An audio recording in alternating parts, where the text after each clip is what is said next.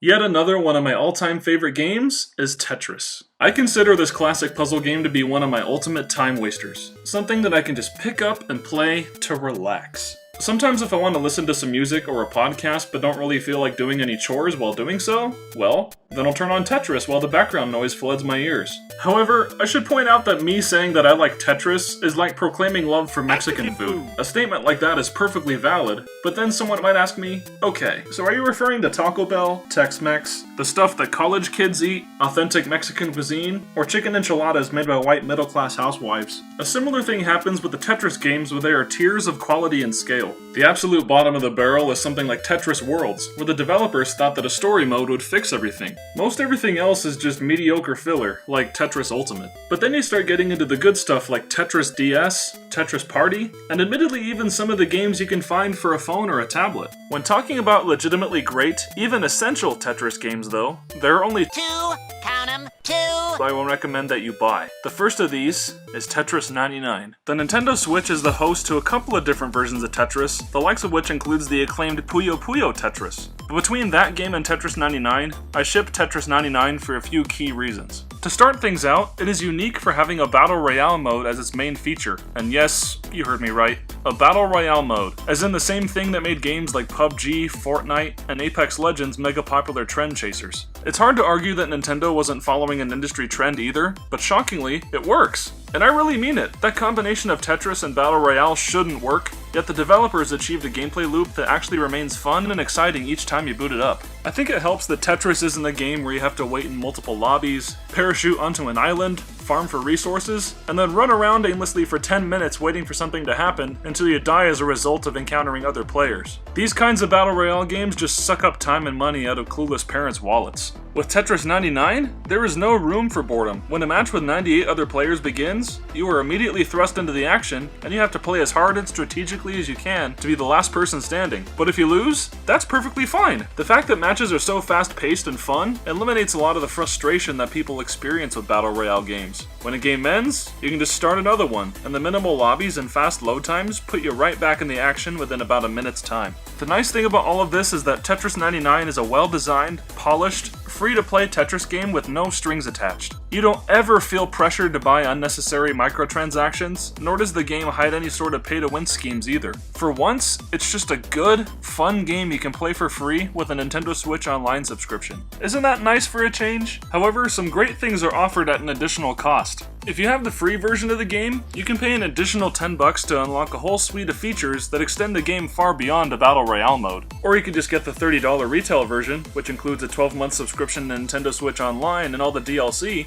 That works too. You'll get the typical marathon mode that's a constant for most Tetris games, but you also receive the options to play the 99 mode with couch co-op, local wireless, or against bots. The game as a whole has proven to have some staying power due to its excellent core gameplay that refines improvements made to Tetris over the years, in addition to some surprisingly great post-launch support from Nintendo. They've added multiple customization options such as player icons and background themes that change the aesthetic and music for the game. My personal favorites are the ones for Mario and Zelda, which you have seen in this video. From time to time they have also done promotional events that tie into game launches such as Luigi's Mansion 3 and Pokemon Sword and Shield that boost what players can earn for in-game currency and experience points. It all adds up to a great starter package for anyone wanting the Nintendo Switch. Playing this on the go is an absolute no-brainer, but an at-home experience can also provide some fun and a quick fix for your boredom. Whether or not you download it as a free add-on or get the retail version, Tetris 99 is an incredible value. But even so, I'd argue that there's a Tetris game out there that's even better.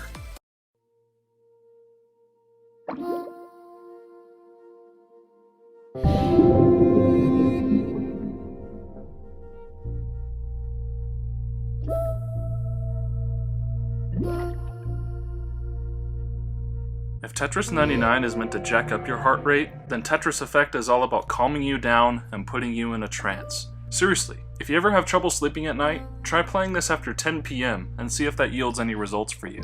Am I saying that this colorful psychedelic take on Tetris is boring? Absolutely not. But as the name suggests, the impetus of this game is not to challenge you, but rather let the effect of its visuals and sounds just wash over you. It's a mesmerizing, therapeutic sensory overload that you can interact with. A video game version of a kaleidoscope, if you will. Classic Tetris gameplay is as refined as it ever has been, but none of it is tainted by some lousy gimmick since the goal was to have someone experience Tetris in a brand new way. To explain how this turned out for me, allow me to explain something about myself. Whether it's a personality trait or the result of mental conditions from when I was a kid, I find it very difficult to just sit around and do nothing. Sure, any boomer or Gen Xer could naively say to me that playing video games classifies as doing nothing, and in some cases, yeah, it is. But at least my motor and critical thinking skills are engaged when playing something legitimately good. Sometimes even watching great movies makes me feel antsy as I'm forced to just sit in one spot for a minimum of 90 minutes or so. As you can imagine, paying attention in quiet settings like school, work meetings, church, and other similar situations is tough for me sometimes. One way I would try to combat this problem is by tapping my foot, pencil, or even fingers to a rhythm. I've always had a knack for how music is structured and works together, so if I'm not careful, I can lose track and find myself lost in harmonizing with a popular song, vocals, or otherwise. It often annoys the people around me, but it's a way for me to cope with silence and boredom. To circle things back to Tetris Effect, the game accomplished something which truly and honestly stunned me. I was already loving the mixture of traditional Tetris gameplay with the immersive audio-visual experience, but then it happened.